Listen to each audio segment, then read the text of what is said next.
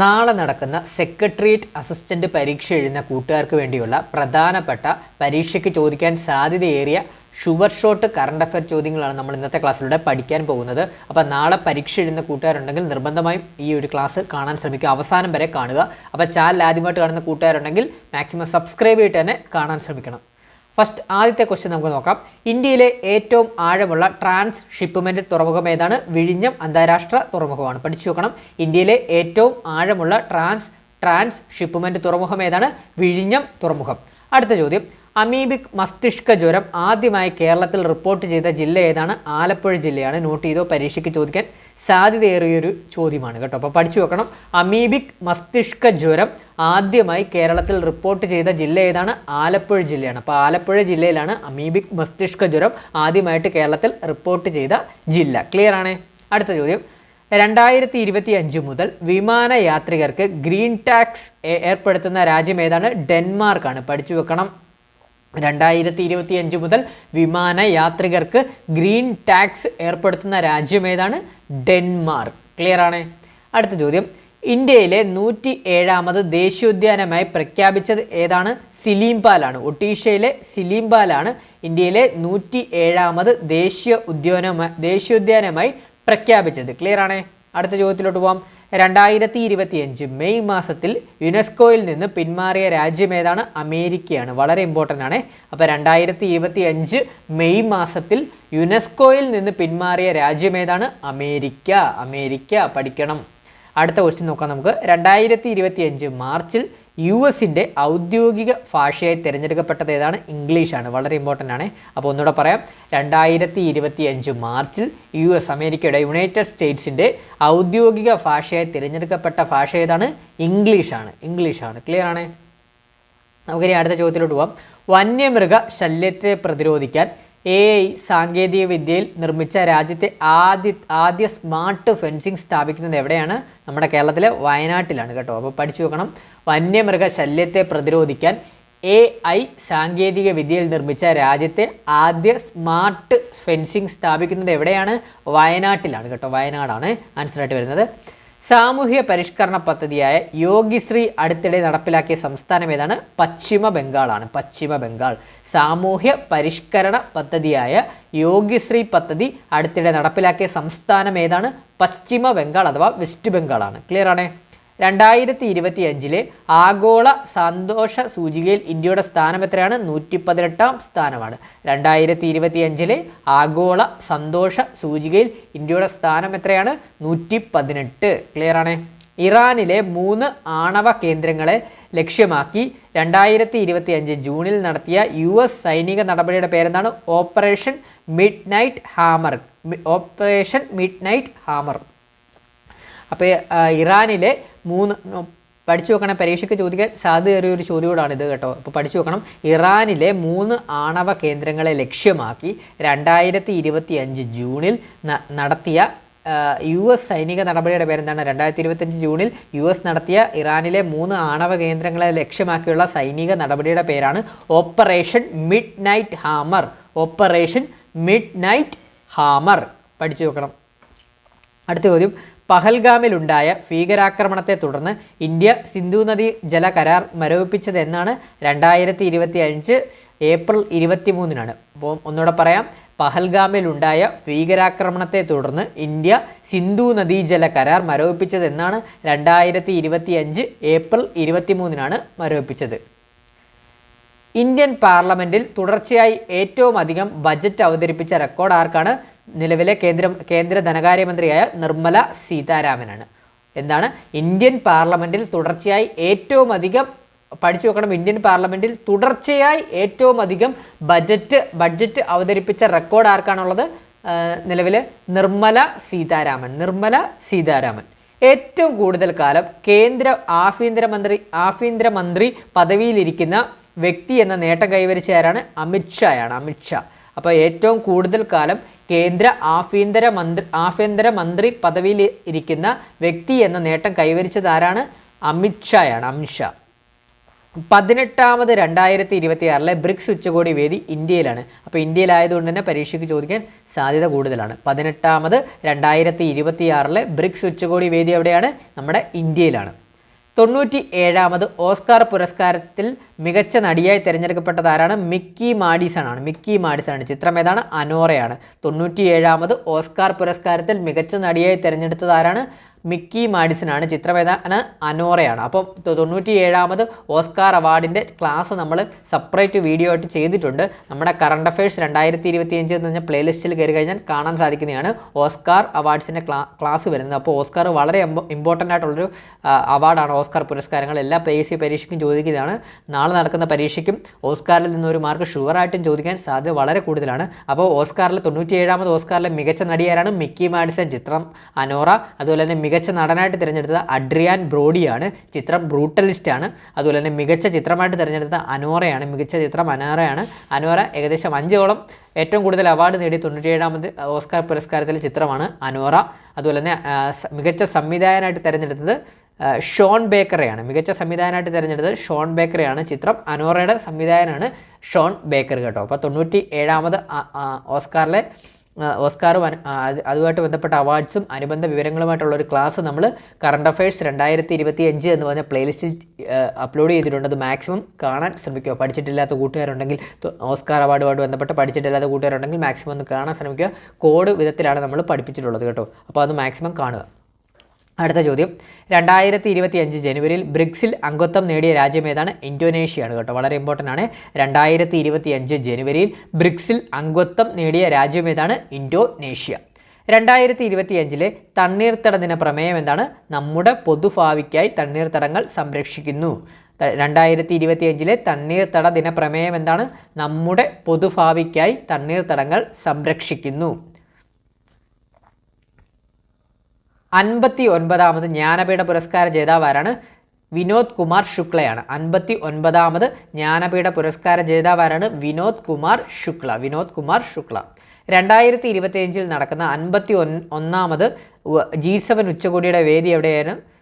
കാനഡയിലാണ്. 2025 നടക്കുന്ന 51ാമത് G7 ഉച്ചകോടി വേദി കാനഡയാണ്. 2025 നടക്കുന്ന COP30 സമ്മേളന വേദി എവിടെയാണ്? ബെലേം, ബ്രസീലാണ് കേട്ടോ. അപ്പോൾ COP30 UN കാലാവസ്ഥ ഉച്ചകോടിയാണ് COP30 എന്ന് പറയുന്നത്. അപ്പോൾ 2025 നടക്കുന്ന COP30 സമ്മേളന വേദി എവിടെയാണ്? ബെലേം, ബ്രസീലാണ്. 2025 ലോക പരിസ്ഥിതി ദിനത്തിൽ ആതിഥേയത്വം വഹിച്ച രാജ്യം ഏതാണ്? റിപ്പബ്ലിക് ഓഫ് കൊറിയയാണ് കേട്ടോ. സൗത്ത് കൊറിയയാണ് റിപ്പബ്ലിക് ഓഫ് കൊറിയ എന്ന് പറയുന്നത്. അപ്പോൾ 2025 ലോക പരിസ്ഥിതി ദിനത്തിൻ്റെ ആതിഥേയത്വം വഹിച്ച രാജ്യം ഏതാണ്? റിപ്പബ്ലിക് ഓഫ് കൊറിയ അഥവാ സൗത്ത് കൊറിയ. സുപ്രീം കോടതി ചീഫ് ജസ്റ്റിസ് പദവിയിലെത്തുന്ന രണ്ടാമത്തെ പട്ടികജാതി വിഭാഗക്കാരൻ ആരാണ്? ജസ്റ്റിസ് BR ഗവായി ആണ് കേട്ടോ. ജസ്റ്റിസ് BR ഗവായി ആണ്. 52ാമത് നിലവിലെ സുപ്രീം കോടതി ചീഫ് ജസ്റ്റിസ് കൂടിയാണ് ജസ്റ്റിസ് BR ഗവായി കേട്ടോ. അപ്പോൾ ഒന്നുകൂടെ പറയാം, സുപ്രീം കോടതി ചീഫ് ജസ്റ്റിസ് പദവിയിൽ എത്തുന്ന രണ്ടാമത്തെ പട്ടികജാതി വിഭാഗക്കാരൻ ആരാണ്? ജസ്റ്റിസ് BR ഗവായി ആണ്. 52ാമത് നിലവിലെ സുപ്രീം കോടതി ചീഫ് ജസ്റ്റിസ് കൂടിയാണ് ജസ്റ്റിസ് BR ഗവായി. അടുത്ത ചോദ്യത്തിലോട്ട് പോവാം. കേരളത്തിലെ ഏത് വന്യജീവി സങ്കേതമാണ് ആദ്യത്തെ ചിത്രശലഭ വന്യജീവി സങ്കേതമായി പുനർനാമകരണം ചെയ്യാൻ തീരുമാനിച്ചത്? ആറളം വന്യജീവി സങ്കേതമാണ്. പഠിച്ചു വെക്കണം. കേരളത്തിലെ ഏത് വന്യജീവി സങ്കേതമാണ് ആദ്യത്തെ ചിത്രശലഭ വന്യജീവി സങ്കേതമായി പുനർനാമകരണം ചെയ്യാൻ തീരുമാനിച്ചത്? ആറളം വന്യജീവി സങ്കേതമാണ്. 2025 അന്താരാഷ്ട്ര ബുക്കർ പ്രൈസ് നേടിയ ഹാർട്ട് ലാമ്പ് എന്ന കൃതി രചിച്ചതാരാണ്? ബാനു മുഷ്താഖാണ് കേട്ടോ. ബാനു മുഷ്താഖാണ്. അപ്പോൾ 2025 അന്താരാഷ്ട്ര ബുക്കർ പ്രൈസ് നേടിയതാരാണ്? ബാനു മുഷ്താഖാണ്. കൃതി ഏതാണ്? ഹാർട്ട് ലാമ്പ് എന്ന് പറഞ്ഞ കൃതിയാണ്. ഈ ബാനു മുഷ്താഖ് കന്നഡ എഴുത്തുകാരിയാണ് കേട്ടോ. പഠിച്ചു വെക്കണം. ബാനു മുഷ്താഖ് കന്നഡ എഴുത്തുകാരിയാണ്. സ്റ്റേറ്റ്മെൻ്റ് ആയിട്ടൊക്കെ ചോദിക്കാൻ സാധ്യതയുള്ളതാണ്. ബാനു മുഷ്താഖ് കന്നഡ എഴുത്തുകാരിയാണ്. അതുപോലെ തന്നെ നമ്മൾ ബുക്കർ പ്രൈസ് ആയതുകൊണ്ട് ഈ ഹാർട്ട് ലാമ്പ് ഇംഗ്ലീഷിലോട്ട് തർജ്ജിമ ചെയ്യണമല്ലോ. അപ്പോൾ വിവർത്തനം അഥവാ ട്രാൻസ്ലേഷൻ ചെയ്തത് ദീപ ബസ്തിയാണ് കേട്ടോ. അപ്പോൾ ഈ ഹാർട്ട് ലാമ്പ് എന്ന് പറഞ്ഞ ബാനു മുഷ്താഖിൻ്റെ പുസ്തകം വിവർത്തനം ചെയ്തത് ദീപ ബസ്തിയാണ്. ഇത്രയും നമ്മൾ പഠിച്ചു വെക്കേണ്ടതായിട്ടുണ്ട്. ഒന്നുകൂടെ പറയാം. 2025 അന്താരാഷ്ട്ര ബുക്കർ പ്രൈസ് നേടിയ ഹാർട്ട് ലാമ്പ് എന്ന കൃതി രചിച്ചതാരാണ്? ബാനു മുഷ്താഖാണ്. 2025 അന്താരാഷ്ട്ര ബുക്കർ പ്രൈസ് ബാനു മുഷ്താഖാണ്. കൃതി ഹാർട്ട് ലാമ്പാണ്. ഈ ബാനു മുഷ്താഖ് കന്നഡ എഴുത്തുകാരിയാണ്. അതുപോലെ തന്നെ ഈ ബാനു മുഷ്താഖിൻ്റെ ഹാർട്ട് ലാമ്പ് എന്ന കൃതി വിവർത്തനം ചെയ്തത് ആരാണ്? ദീപ ബസ്തിയാണ്. ദീപ ബസ്തി വളരെ ഇമ്പോർട്ടൻ്റ് ആണ്. ദീപ ബസ്തി. അടുത്ത ചോദ്യം നോക്കാം. 2025 വനിതാ ഏകദിന ക്രിക്കറ്റ് ലോകകപ്പിന് ആതിഥേയത്വം വഹിക്കുന്ന രാജ്യം ഏതാണ്? നമ്മുടെ ഇന്ത്യയിലാണ് കേട്ടോ. അപ്പം വേൾഡ് കപ്പാണ്, ക്രിക്കറ്റ് വേൾഡ് കപ്പാണ്, അതായത് വനിതാ ക്രിക്കറ്റ് വേൾഡ് കപ്പാണ്. അപ്പോൾ 2025 വനിതാ ഏകദിന ക്രിക്കറ്റ് ലോകകപ്പിന് ആതിഥേയത്വം വഹിക്കുന്ന രാജ്യം ഏതാണ്? ഇന്ത്യയാണ്. 2025 ജനുവരിയിൽ ISRO വിജയകരമായി പരീക്ഷിച്ച ബഹിരാകാശത്ത് 2 ഉപഗ്രഹങ്ങളെ പരസ്പരം ബന്ധിപ്പിക്കുന്ന ഡോക്കിംഗ് സാങ്കേതികവിദ്യ ഏതാണ്? സ്പാഡക്സ് ആണ് കേട്ടോ. സ്പാഡക്സ് കേട്ടോ. അപ്പോൾ പഠിച്ചു വെക്കണം. 2025 ജനുവരിയിൽ ISRO വിജയകരമായി പരീക്ഷിച്ച ബഹിരാകാശത്ത് 2 ഉപഗ്രഹങ്ങളെ പരസ്പരം ബന്ധിക്കുന്ന ഡോക്കിംഗ് അൺഡോക്കിംഗ് സാങ്കേതികവിദ്യയുടെ പേരെന്താണ്? സ്പാഡക്സ്. സ്പാഡക്സ് പഠിച്ചു വെക്കണം. സ്പാഡക്സ്. ഈ ഡോക്കിംഗ് സാങ്കേതികവിദ്യ ഈ നേട്ടം കൈവരിക്കുന്ന 4ാമത്തെ രാജ്യമാണ് ഇന്ത്യ. അപ്പോൾ പഠിച്ചു വെക്കണം. ഈ നേട്ടം കൈവരിക്കുന്ന 4ാമത്തെ രാജ്യമാണ് ഇന്ത്യ. 2025 ജൂലൈയിൽ വിക്ഷേപിച്ച ISROയും നാസയും സംയുക്തമായി വിക്ഷേപിച്ച ഭൗമ നിരീക്ഷണ ഉപഗ്രഹം ഏതാണ്? നിസാറാണ് കേട്ടോ. ഭൗമ നിരീക്ഷണ ഉപകരണം ഏതാണ്? നിസാറാണ്. അപ്പോൾ ഒന്നുകൂടെ പറയാം. 2025 ജൂലൈയിൽ വിക്ഷേപിച്ച ISROയും നാസയും സംയുക്തമായി വികസിപ്പിച്ച ഭൗമ നിരീക്ഷണ ഉപഗ്രഹത്തിൻ്റെ പേരെന്താണ്? നിസാർ. നിസാർ.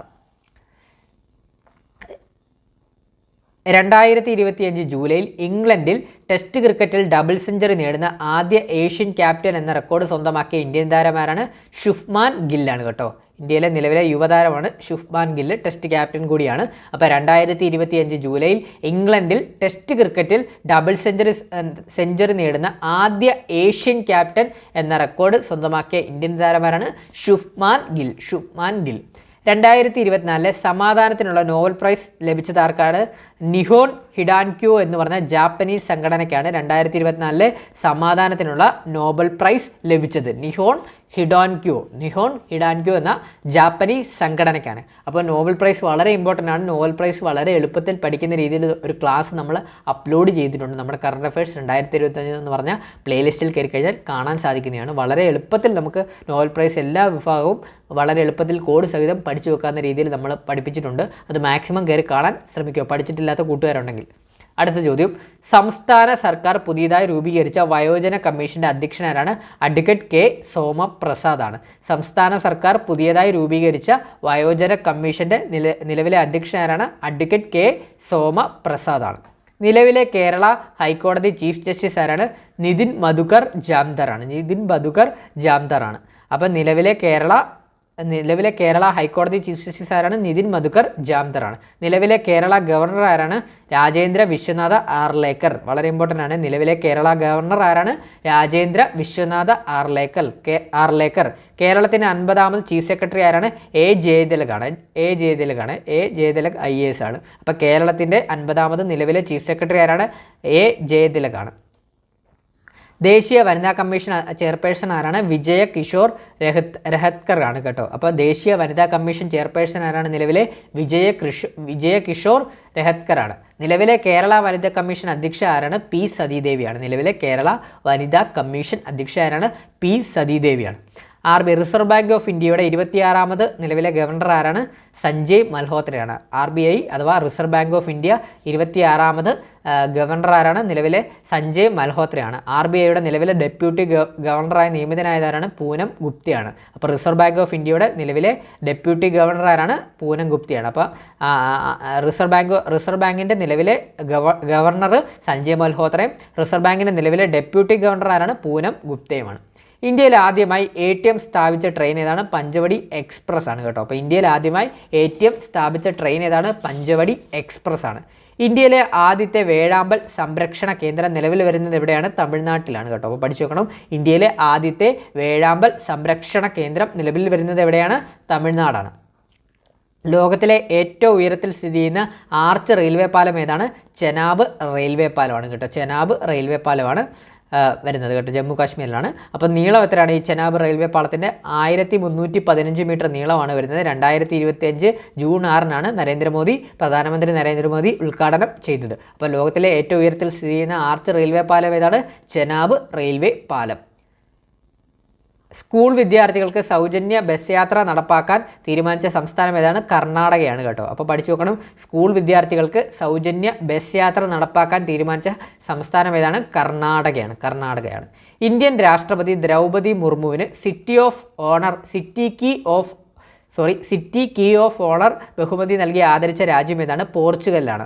ഇന്ത്യൻ രാഷ്ട്രപതി ദ്രൗപദി മുർമുവിന് സിറ്റി കീ ഓഫ് ഓണർ എന്ന ബഹുമതി നൽകി ആദരിച്ച രാജ്യം ഏതാണ്? പോർച്ചുഗലാണ്. 2025 ഖേൽരത്ന പുരസ്കാരം ലഭിച്ചവർ ആരൊക്കെയാണ്? മനു ഭാക്കർ ഷൂട്ടിംഗ് വിഭാഗത്തിൽ നിന്ന്, D Gukesh chess, Harmanpreet Singh hockey, Praveen Kumar para athletics ആണ്. അപ്പം 4 പേർക്കാണ് ഖേൽരത്ന പുരസ്കാരം ലഭിച്ചത്. പഠിച്ചു വെക്കണം, 2025 ഖേൽരത്ന പുരസ്കാരം ലഭിച്ചത് ആർക്കൊക്കെയാണ്? ഒന്നാമത്തെ ആൾ മനു ഭാക്കർ ഷൂട്ടിംഗ്, രണ്ടാമത്തെ ആൾ ഡി ഗുഗേഷ് ചെസ്, മൂന്നാമത്തെ ആൾ ഹർമൻപ്രീത് സിംഗ് ഹോക്കി വിഭാഗത്തിൽ നിന്ന്, നാലാമത്തെ ആൾ പ്രവീൺ കുമാർ പാരാ അത്ലറ്റിക്സ്. 2025 മാർച്ചിൽ പുറത്തുവിട്ട റിപ്പോർട്ട് പ്രകാരം ശനിയുടെ ഉപഗ്രഹങ്ങളുടെ എണ്ണം എത്രയാണ്? 274 ഉപഗ്രഹങ്ങളാണ്. അപ്പോൾ പഠിച്ചു നോക്കണം, വളരെ ഇമ്പോർട്ടൻ്റ് ആണ്. 2025 മാർച്ചിൽ പുറത്തുവിട്ട റിപ്പോർട്ട് പ്രകാരം ശനിയുടെ ഉപഗ്രഹങ്ങളുടെ എണ്ണം എത്രയാണ്? 274 ഉപഗ്രഹങ്ങളാണ് നിലവിൽ ശനിക്കുള്ളത്. 274 പഠിച്ചു നോക്കണേ. ഇന്ത്യൻ ആർമിയിൽ സുബേദാർ പദവി നേടിയ ആദ്യ വനിത ആരാണ്? പ്രീതി രജക്കാണ്. അപ്പോൾ ഇന്ത്യൻ ആർമിയിൽ സുബേദാർ, നോട്ട് ചെയ്തോണേ, ഇന്ത്യൻ ആർമിയിൽ സുബേദാർ പദവി നേടിയ ആദ്യ വനിത ആരാണ്? പ്രീതി രജക്കാണ്. ഇന്ത്യൻ ആർമിയിൽ സുബേദാർ പദവി നേടിയ ആദ്യ വനിത ആരാണ്? പ്രീതി രജക്കാണ്. പ്രസ് ട്രസ്റ്റ് ഓഫ് ഇന്ത്യ PTIയുടെ, അതായത് പ്രസ് ട്രസ്റ്റ് ഓഫ് ഇന്ത്യയുടെ ചെയർമാനായി നിയമിതനായതാരാണ്? ഡോക്ടർ മഹേന്ദ്ര മോഹൻ ഗുപ്തയാണ് കേട്ടോ. Mahendra Mohan Gupta. Press trust of ഇന്ത്യയുടെ PTI ആണ്. പ്രസ് ട്രസ്റ്റ് ഓഫ് ഇന്ത്യയുടെ ചെയർമാനായി നിയമിതനായതാരാണ്? ഡോക്ടർ മഹേന്ദ്ര മോഹൻ ഗുപ്തയാണ്. അതുപോലെ തന്നെ പ്രസ് ട്രസ്റ്റ് ഓഫ് ഇന്ത്യയുടെ വൈസ് ചെയർമാനായി നിയമിതനായതാരാണ്? MV ശ്രേയസ് കുമാറാണ്. മലയാളിയാണ്. അപ്പോൾ മാതൃഭൂമി പത്രത്തിൻ്റെയൊക്കെ നിലവിലെ ചെയർമാനൊക്കെയാണ്. അപ്പം പ്രസ് ട്രസ്റ്റ് ഓഫ് ഇന്ത്യയുടെ ചെയർമാനായി നിയമിതനായതാരാണ്? ഡോക്ടർ മഹേന്ദ്ര മോഹൻ ഗുപ്തയാണ്. അപ്പം പ്രസ് ട്രസ്റ്റ് ഓഫ് ഇന്ത്യയുടെ വൈസ് ചെയർമാനായി നിയമിതനായതാരാണ്? MV ശ്രേയസ് കുമാറാണ്. MV ശ്രേയസ് കുമാർ. 2026 38ാമത് കേരള സയൻസ് കോൺഗ്രസിൻ്റെ വേദി എവിടെയാണ്? കൊച്ചിയിലാണ് കേട്ടോ, കൊച്ചിയിലാണ്. അപ്പോൾ 2026 38ാമത് കേരള സയൻസ് കോൺഗ്രസിൻ്റെ വേദി എവിടെയാണ്? കൊച്ചിയാണ്. ചിനാർ മരങ്ങളെ സംരക്ഷിക്കുന്നതിനായി ട്രീ ആധാർ പദ്ധതി ആരംഭിച്ചത് എവിടെയാണ്? ജമ്മു കാശ്മീരിലാണ്. വളരെ ഇമ്പോർട്ടൻ്റ് ആണ്. ചിനാർ മരങ്ങളെ, നോട്ട് ചെയ്തോണേ, ചിനാർ മരങ്ങളെ സംരക്ഷിക്കുന്നതിനായി ട്രീ ആധാർ പദ്ധതി. അപ്പോൾ നോട്ട് ചെയ്തോണം, ചിനാർ മരങ്ങളെ സംരക്ഷിക്കുന്നതിനായി ട്രീ ആധാർ പദ്ധതി ആരംഭിച്ചത് എവിടെയാണ്? ജമ്മു കാശ്മീരിലാണ്. 2024 സാഹിത്യത്തിനുള്ള നോബൽ സമ്മാനം നേടിയ ദക്ഷിണ കൊറിയൻ എഴുത്തുകാരി ആരാണ്? ഹാൻ കാങ് ആണ് കേട്ടോ, ഹാൻ കാങ്. അപ്പോൾ 2024 സാഹിത്യത്തിനുള്ള നോബൽ സമ്മാനം നേടിയ ദക്ഷിണ കൊറിയൻ എഴുത്തുകാരി ആരാണ്? ഹാൻ കാങ് ആണ്. നിലവിലെ ISRO ചെയർമാൻ ആരാണ്? V നാരായണനാണ്. നിലവിലെ ISRO ചെയർമാൻ V നാരായണൻ ആണ് കേട്ടോ. അപ്പോൾ നമ്മൾ ഇത്രയുമാണ് കുറച്ച് സെലക്റ്റഡ് ആയിട്ടുള്ള കുറച്ച് പ്രധാനപ്പെട്ട കറണ്ട് അഫയർ ചോദ്യങ്ങളാണ് നമ്മൾ ഇന്നത്തെ ക്ലാസ്സിലൂടെ പഠിച്ചത്. നാളെ പരീക്ഷയ്ക്ക് ചോദിക്കാൻ സാധ്യതയേറിയ ചോദ്യങ്ങളാണ്.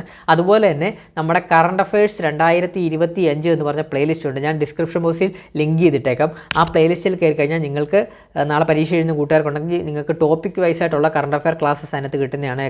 ഉദാഹരണം പറഞ്ഞാൽ ഓസ്കാർ അവാർഡ്, നോബൽ പ്രൈസ് തുടങ്ങി എല്ലാ ടൈപ്പുള്ള നമ്മൾ പരീക്ഷയ്ക്ക് ചോദിക്കാൻ സാധ്യതയുള്ള എല്ലാ ടോപ്പിക് വൈസ് ആയിട്ടുള്ള കറണ്ട് അഫയറും നമ്മൾ അതിനകത്ത് ക്ലാസ് ചെയ്തിട്ടുണ്ട്. അപ്പോൾ മാക്സിമം നിങ്ങൾ അതിനോടൊന്ന് കാണാൻ ശ്രമിക്കുക. പരീക്ഷ തയ്യാറെടുക്കുന്ന കൂട്ടുകാരുണ്ടെങ്കിൽ നിങ്ങൾക്കത് വളരെയധികം ഉപകാരപ്പെടുന്ന രീതിയിലാണ്. അതായത് ഇപ്പോൾ നോബൽ പ്രൈസ് പഠിക്കാൻ പാടുള്ള കൂട്ടുകാർ ഓർമ്മ നിൽക്കുന്നില്ല എങ്കിലൊക്കെ നമ്മുടെ ക്ലാസ് കാണാൻ ശ്രമിക്കുക. അപ്പോൾ അതിനകത്ത് നമ്മൾ കോഡ് രീതിയിലൊക്കെയാണ് പഠിപ്പിച്ചിട്ടുള്ളത്. വളരെ രസകരമായതും വളരെ ഓർമ്മ നിൽക്കാൻ തരത്തിലുള്ള ഭാഗത്തിലുള്ള വളരെ എളുപ്പത്തിൽ പഠിക്കാവുന്ന രീതിയിലുള്ള ക്ലാസ്സുകളാണ് നമ്മൾ ഇട്ടിട്ടുള്ളത്. അതുകൂടെ മാക്സിമം കാണാൻ ശ്രമിക്കുക. കറണ്ട് അഫയേഴ്സ് 2025 പ്ലേലിസ്റ്റിലെല്ലാം ഉണ്ട്. അപ്പോൾ ഞാൻ ഡിസ്ക്രിപ്ഷൻ ബോക്സിൽ ഇടാം. അപ്പോൾ നമ്മുടെ ഈ ഒരു ഇന്നത്തെ ക്ലാസ്സിൽ നിന്നൊക്കെ നാളത്തെ പരീക്ഷയ്ക്ക് ചോദ്യങ്ങൾ എന്തായാലും ചോദിക്കാൻ സാധ്യതയേറിയ ചോദ്യങ്ങളാണ്. ചോദിക്കട്ടെ നാളത്തെ പരീക്ഷയ്ക്ക്. അപ്പം നാളെ പരീക്ഷ എഴുതുന്ന കൂട്ടുകാർക്ക് എല്ലാവർക്കും ഓൾ ദി ബെസ്റ്റ്. അതുപോലെ തന്നെ നമ്മുടെ ചാനൽ ആദ്യമായിട്ട് കാണുന്ന കൂട്ടുകാരുണ്ടെങ്കിൽ മാക്സിമം ഒന്ന് ലൈക്ക് ചെയ്യുക. അതുപോലെ തന്നെ അഭിപ്രായങ്ങൾ കമൻറ്റ് ചെയ്യുക. മാക്സിമം ബാക്കിയുള്ള കൂട്ടുകാർക്കൂടെ ഒന്ന് ഷെയർ ചെയ്ത് കൊടുക്കുക, സബ്സ്ക്രൈബ് ചെയ്യാനും മറക്കരുത്. അപ്പോൾ വീഡിയോ ഹൈപ്പ് ചെയ്യാനും മറക്കല്ല. അപ്പോൾ പുതിയൊരു വീഡിയോ ആയിട്ട് ഉടനെ തന്നെ എത്തുന്നതാണ്. Thank you all.